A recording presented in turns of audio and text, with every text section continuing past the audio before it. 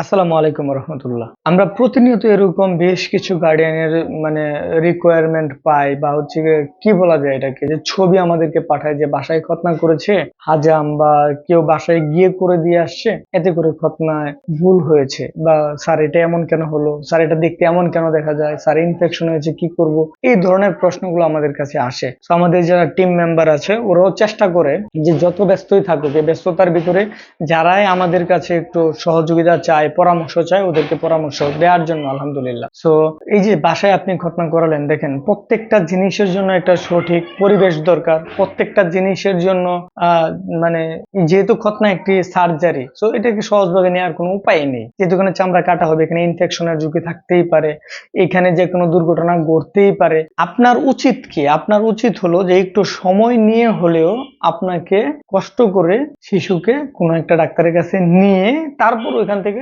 সর্বোত্তম সেবাটা নিশ্চিত করা। দুইটা বিষয় মাথায় রাখবেন। এক নাম্বার, বাসায় কখনো কোনো একজন প্রফেশনাল ডাক্তার যাবে না, সম্ভবই না এটা। আপনি চিন্তা করে দেখুন তো, আপনি যদি একজন প্রফেশনাল চিকিৎসক হতেন, আপনি কি বাসায় গিয়ে খতনা করতেন? বা আমরা কি আসলে আশা করি যে বাসায় কোনো প্রফেশনাল ডাক্তার যাবে? একটু চিন্তা করুন। দুই নাম্বার, বাসার পরিবেশ আর একটা চেম্বার বা হসপিটালের পরিবেশ কি এক পরিবেশ?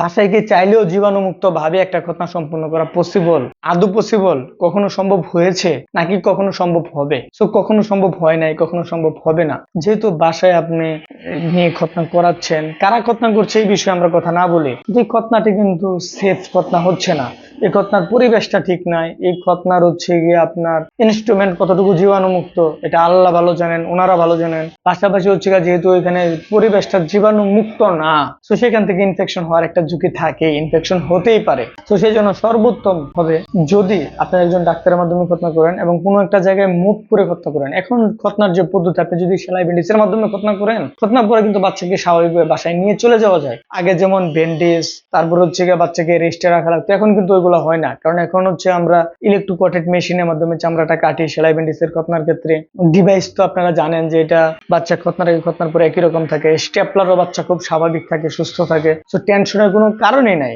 আপনি একটু কষ্ট করেন না, একটু কোনো জায়গায় একটু মুভ করে খতনার সেবাটা নেন না। এতে করে কি হবে? আপনার সন্তানের জন্য ভালো হবে, সে সেফ একটা খতনা পাবে। পাশাপাশি এই যে জটিলতা গুলো বাসায় খতনা করার কারণে তৈরি হলো, এই জটিলতা গুলো কিন্তু থাকবে না। যদি জটিলতা গুলো তৈরি না হয়, দিন শেষে বেনিফিটেড কে হবে? আপনারা বেনিফিটেড হবেন, আপনার সন্তান বেনিফিটেড হবে।